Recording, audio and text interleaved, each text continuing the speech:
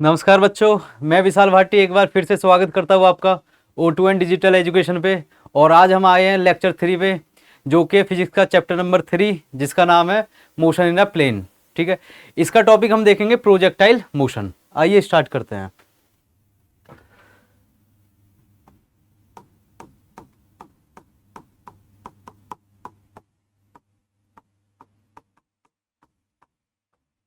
Projectile motion, ठीक है। Projectile motion start करने से पहले हमने लास्ट क्लास में क्या करा था? Free fall, chapter number 2, motion in a straight line में एक फ्री फॉल की कंडीशन देखी थी। उसमें क्या होता था कि हम किसी भी एक हाइट से, ग्राउंड से एक पर्टिकुलर हाइट पे, ये मान लिया मैंने कोई एच है, तो कहीं भी किसी ऑब्जेक्ट को हम क्या करते थे? ड्रॉप करते थे। ड्रॉप का मतलब होता था कि उसकी इनिशियल जो वेलोसिटी होती थी उसको लेते थे हम जीरो। तो वो अंडर ग्रेविटी के इन्फ्लुएंस में कहाँ की तरफ मूव करता था? वो मूव करता था टुवर्ड्स अर्थ, ठीक है, और यहाँ आके वो रुक जाता था, ठीक है। तो इसको बोलते थे हम क्या? कि ये है हमारा फ्री फॉल, ठीक है। अगर मैं बात करूं कि अगर मैं इस इनिशियल वेलोसिटी को u इक्वल्स टू 0 ना लेके कोई भी वैल्यू 1 2 कुछ भी वैल्यू मैं पुट कर दूं, तो उस कंडीशन में इसको बोलूंगा मैं कि क्या होगा? प्रोजेक्टाइल मोशन होगा, ठीक है। सबसे पहले देखेंगे हम हॉरिजॉन्टल कंडीशन,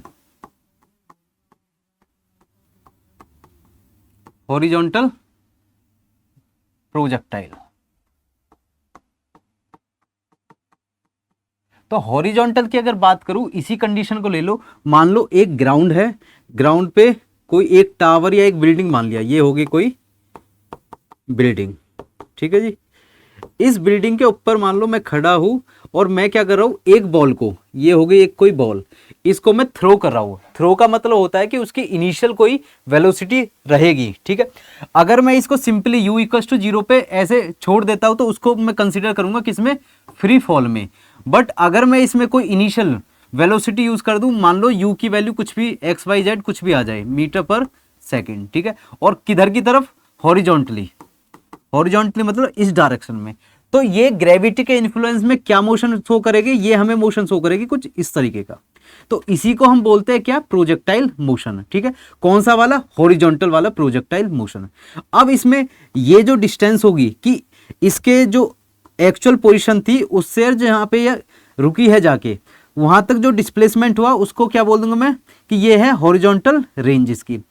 जितनी हाइट इसने अटेंड करी है, जिस हाइट पे मैं खड़ा था, उसको बोल दूंगा मैं वर्टिकल डिस्प्लेसमेंट।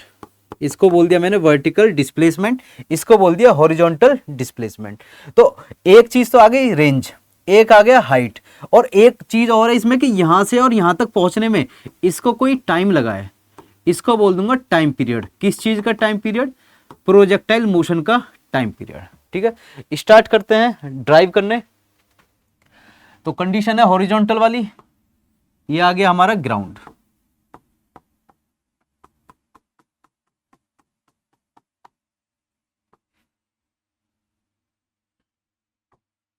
ये कोई आ गई बिल्डिंग जिसपे कोई भी पर्सन खड़े होके और उस बॉल को थ्रो कर रहा है, ठीक है। ये होगी कोई बॉल, इसको उसने थ्रो करा किस डायरेक्शन में?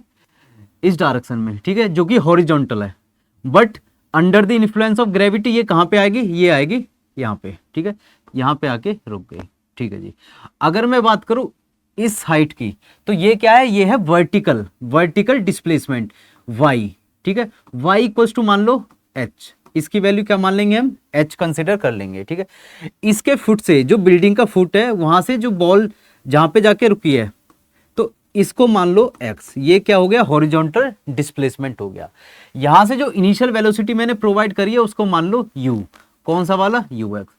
इस कंडीशन में मैंने अगर बात करूं मैं डाउनवर्ड, मतलब कि नीचे की तरफ कोई वेलोसिटी लगाई है, तो यहां पे वैल्यू आ जाएगी uy इक्वल्स टू 0 नहीं लगाई है, क्योंकि मेरा मकसद क्या था? हॉरिजॉन्टली थ्रो करने का था। बट ग्रेविटी के इन्फ्लुएंस में वो एक प्रोजेक्टाइल मोशन शो कर रही है हमें, ठीक है। तो ये आ गया मेरा ux, ये आ गया uy, ठीक है। सबसे पहले हम देखेंगे कि अगर मैं x की वैल्यू निकालूं या फिर y की वैल्यू निकालूं तो किस तरीके से क्या वैल्यू हमारी आएंगी, ठीक है। तो अगर मैं y की बात करूं तो y इक्वल्स टू क्या आएगा? इसे निकालने के लिए, क्योंकि ये क्या है? एक डिस्प्लेसमेंट है। क्या है? डिस्प्लेसमेंट। कौन सा? वर्टिकल वाला। तो वर्टिकल डिस्प्लेसमेंट निकालने के लिए या डिस्प्लेसमेंट निकालने के लिए मैं इक्वेशन यूज करूंगा मोशन की। कौन सी इक्वेशन? सेकंड इक्वेशन, जो हमने प्रूव भी करी थी लास्ट चैप्टर में, s equals to u t plus half a t square से। ठीक है, s की जगह क्या पुट करूंगा? y, और u की जगह, क्योंकि ये मोशन हो रहा है वर्टिकल, तो इसमें वेलोसिटी कौन सी यूज होगी? वर्टिकल वेलोसिटी, जो वैल्यू है हमारी u y। इसे कोई यहां से और यहां तक आने में कोई टाइम लग रहा है, उसको बोल दिया मैंने t। ठीक है, प्लस अब आ गया कांस्टेंट हाफ। अब a की बात होती है, a क्या है? एक्सेलरेशन है। अगर मैं बात करूं कि इस पॉइंट से यहां पॉइंट तक आने में कितनी एक्सेलरेशन यूज हुई होगी, तो यहां पे कोई भी एक्सेलरेशन यूज नहीं हुई है। यहां पे क्या है? सिर्फ ग्रेविटी यूज हुई है। क्या हुई है? ग्रेविटी यूज हुई है। और ग्रेविटी की वैल्यू अब क्या ले? पॉजिटिव ले या फिर नेगेटिव ले?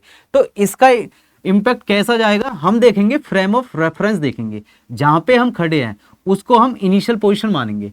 इसके डाउनवर्ड अगर कोई भी चीज हो रही है तो उसको क्या मानेंगे? कि वो है नेगेटिव। इसके अपवर्ड जो भी चीज हो रही है तो उसको क्या मानेंगे? वो है पॉजिटिव। तो यहाँ g की वैल्यू क्या आएगी हमारी? माइनस की g।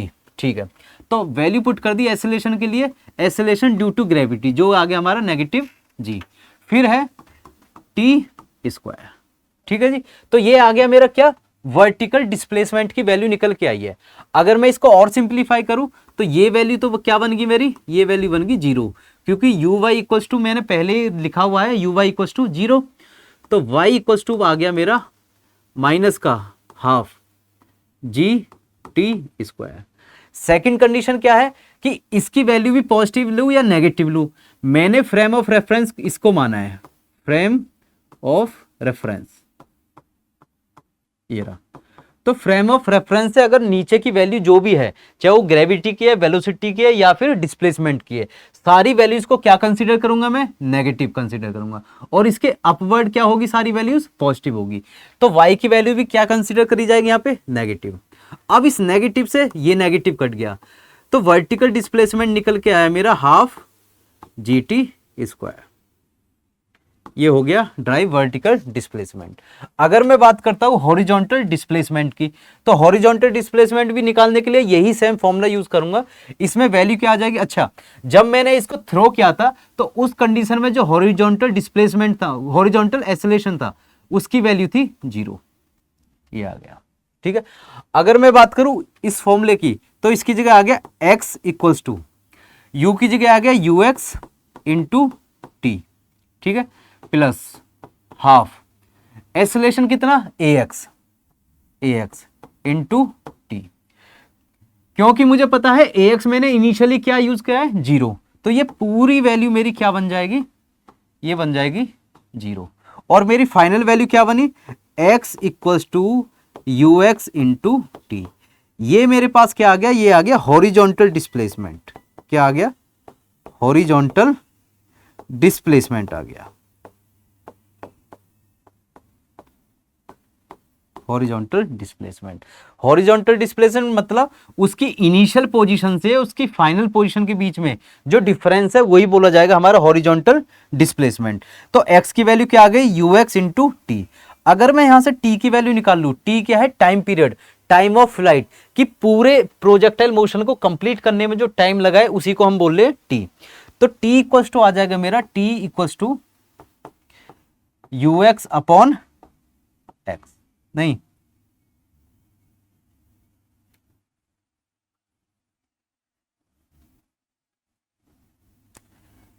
t इक्वल्स टू आ गया मेरा x अपॉन यू एक्स, मतलब कि डिस्प्लेसमेंट हॉरिजॉन्टल वाला अपॉन हॉरिजॉन्टल वेलोसिटी। अगर मैं इस वैल्यू को पुट कर देता हूं इसमें वर्टिकल डिस्प्लेसमेंट में, तो इसकी वैल्यू क्या निकल के आएगी? इसकी वैल्यू निकल के आएगी y इक्वल्स टू हाफ जी और x अपॉन यू एक्स का होल स्क्वायर, तो मतलब कि you x square upon u x का स्क्वायर। ये फाइनल क्या आ गई मेरे पास? ये आ गई vertical displacement in terms of horizontal displacement. ठीक है जी, तो ये रिलेशन निकल के आ गया मेरे पास किसका? कि वर्टिकल जो डिस्प्लेसमेंट हुआ है और जो हॉरिजॉन्टल डिस्प्लेसमेंट हुआ है उनके बीच में क्या रिलेशन है, ये इक्वेशन उसको डिनोट कर रही है। ठीक है जी, अब हम देखेंगे कि इसमें एक्चुअल में टाइम कितना लगा है। तो टाइम की अगर बात करूं तो simply t equals to x upon u x मैं निकाल चुका हूं, तो यही क्या बोला जाएगा मेरा टाइम ऑफ फ्लाइट। ये आ गया टाइम ऑफ फ्लाइट। ठीक है जी। अब मेरे पास क्या आ गई, एक तो आ गई हाइट, वर्टिकल डिस्प्लेसमेंट को क्या बोलूंगा मैं हाइट, ये आ गई हाइट। ठीक है। दूसरा आ गया मेरा हॉरिजॉन्टल डिस्प्लेसमेंट, जिसको मैं बोलूंगा रेंज, रेंज ऑफ मोशन, कि कितनी रेंज उसने अटेंड की है। ठीक है जी। ये वर्टिकल डिस्प्लेसमेंट क्या है, ये आ गई height, height of flight. Clear. और ये टाइम फ्लाइट आ गया, time of flight t equals to x upon u x. ठीक है। इनको हम इंटरचेंज भी कर सकते हैं कि मान लो इस इक्वेशन से y की वैल्यू y की फॉर्म में निकाल के x की जगह रख दूं, तो वो t की वैल्यू किस में आ जाएगी, y की फॉर्म में आ जाएगी। ठीक है। या फिर ये सिंपली हॉरिजॉन्टल रेंज के बेसिस पे ये t दे ही रखा है हमें। ठीक है। तो ये कौन सा मोशन हो गया मेरा, ये हो गया मेरा horizontal, horizontal projectile.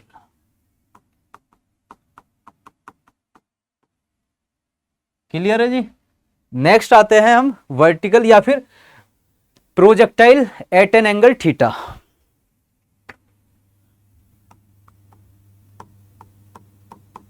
Projectile at any angle theta.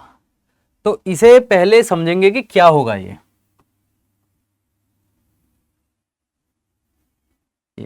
ठीक है। किसी भी मोशन को मैं दो एक्स और वाई प्लेन में ले आऊंगा। ठीक है। ये मान लिया मैंने, ये है एक्स और ये हो गया मेरा वाई एक्सिस। ठीक है।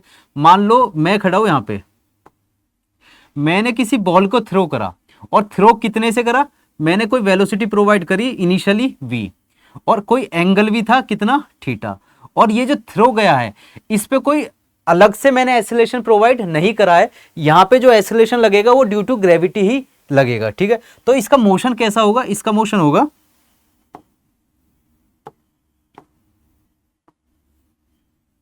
ये रहा।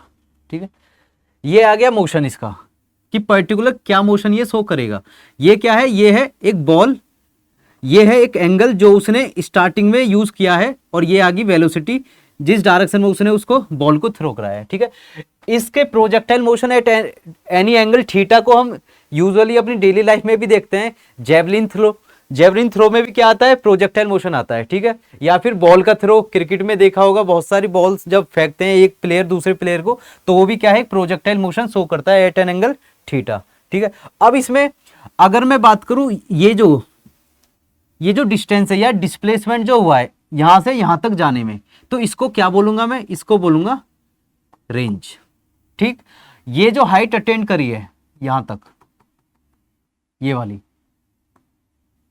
इसको बोल दिया मैंने हाइट ऑफ प्रोजेक्टाइल, हाइट। ठीक है। और यहां से और वहां तक जाने में जितना मुझे टाइम लगा है, तो उसको क्या बोल दूंगा मैं, time of flight, time of flight.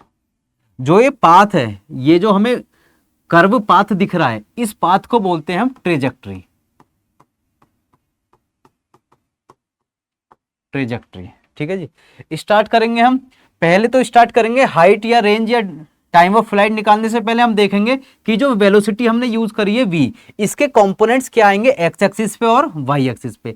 तो मुझे रेजोल्यूशन ऑफ वेक्टर्स आता है, उसमें क्या होता था कि कोई भी वेक्टर है, मान लो वेक्टर v है, तो इसका इंपैक्ट x एक्सिस पे और इसका इंपैक्ट y एक्सिस पे कैसे निकालते थे, कि इसका जो थीटा एंगल है वो देखेंगे कि कौन से एक्सिस पे है, और जिस बेस पे वो एंगल आ रहा है उसको हम क्या बोल देंगे, v cos थीटा। जिस पे नहीं आ रहा उसे बोल देंगे v sin theta. Same condition इसके साथ है। तो ये कंपोनेंट कौन सा बैठा, vx बैठा, x का कंपोनेंट बैठा, तो इसमें वैल्यू आ जाएगी v cos थीटा। इसमें जो वैल्यू आएगी ये आएगी vy equals to v sin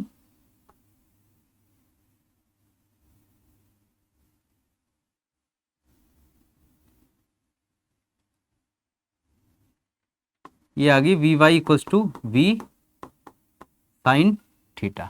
ठीक है।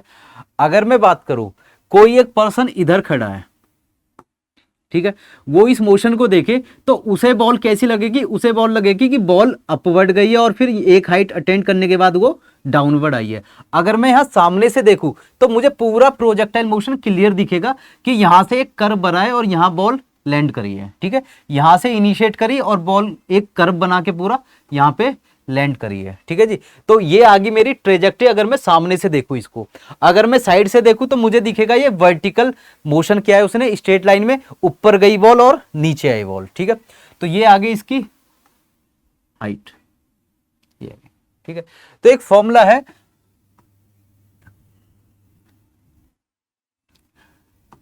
S equals to UT plus half AT square, second equation of motion है।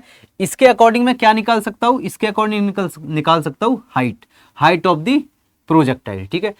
S की जगह क्या यूज कर रहा हूं मैं, H। U, अगर इस मोशन की बात हो रही है, वर्टिकल मोशन की बात हो रही है, तो कंपोनेंट कौन सा यूज करूंगा मैं, Vy यूज करूंगा। Vy ये आ गया initial velocity Vy into T plus half. अब आगे अगर मैं बात करूं G की, तो G कितना है, G है यहाँ पे, अगर मैं ऊपर की बात करूं ये है ग्राउंड, यहां से एंटी ग्रेविटी जा रही है वैल्यू, तो G की वैल्यू क्या आ जाएगी, माइनस का G, तो G आ गया माइनस वाला, ठीक है, और T स्क्वायर, क्लियर है। H इक्वल्स टू आ गया मेरा V sine theta into T plus नहीं माइनस हाफ GT स्क्वायर।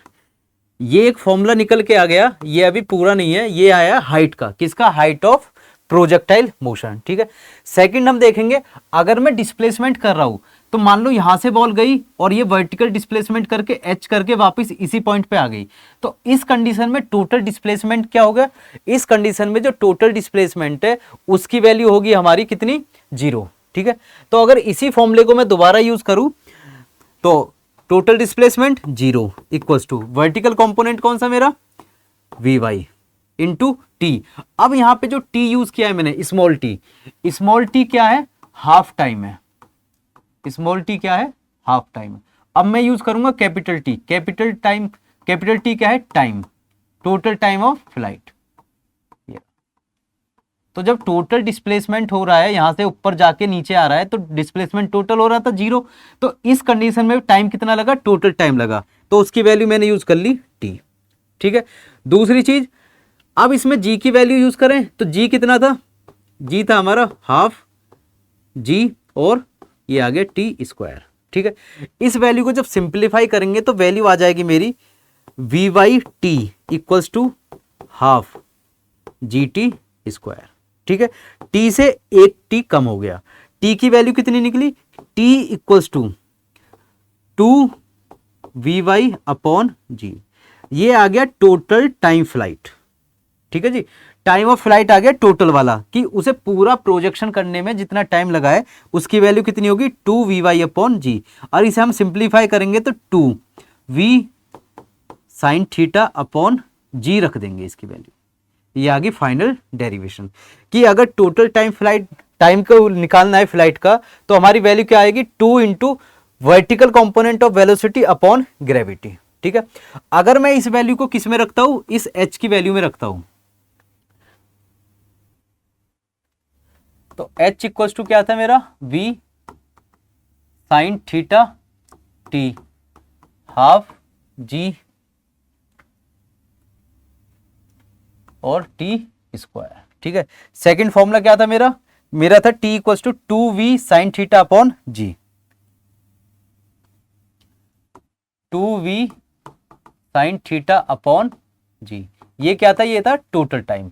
अगर मैं इस कैपिटल T और स्मॉल t की बात करूं तो capital T equals to twice of small t, और स्मॉल t की बात करूं तो स्मॉल t कितना हो जाएगा, स्मॉल t इक्वल्स टू आ जाएगा V sine theta upon G।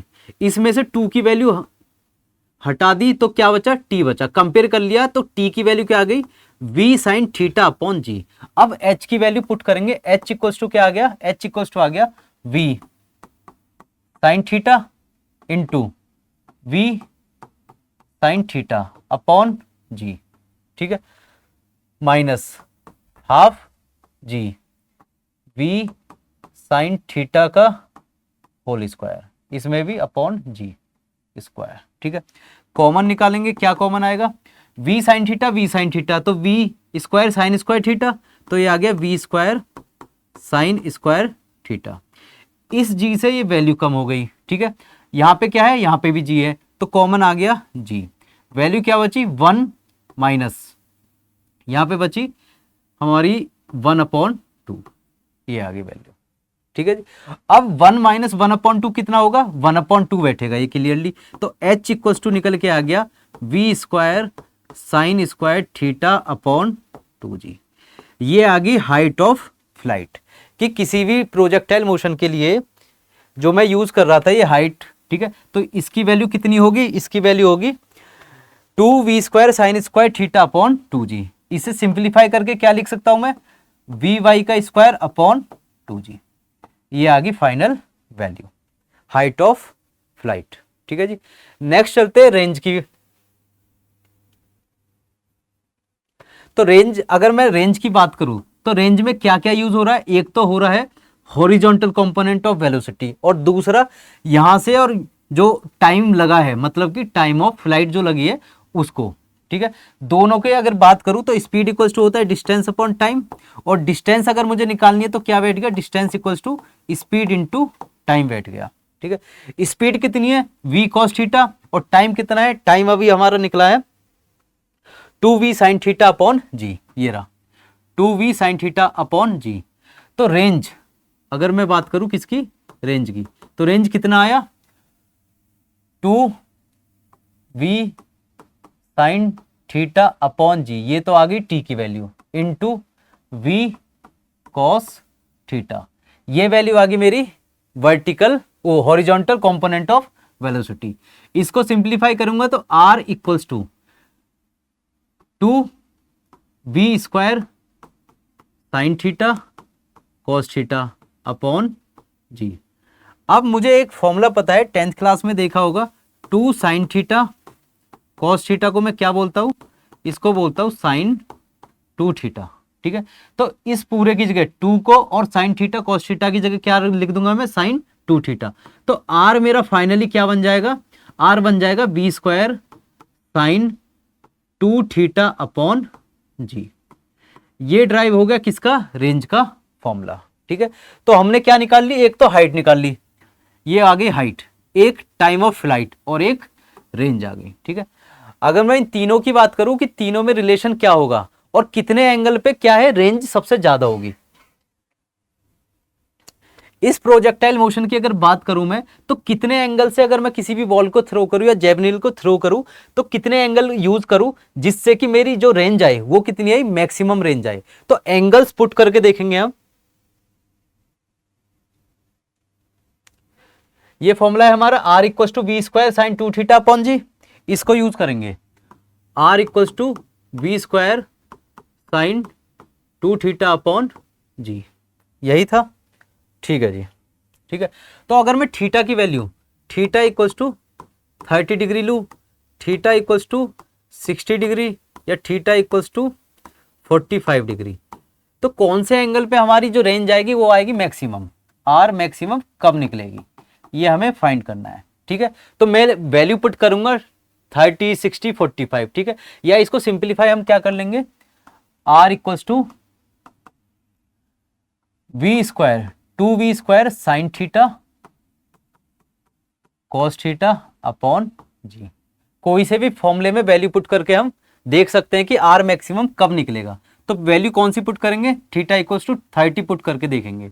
तो r equals to 2v square, sine 30 की वैल्यू क्या होती है, साइन 30 की होती है 1/2, कॉस 30 होता है √3/2 अपॉन जी।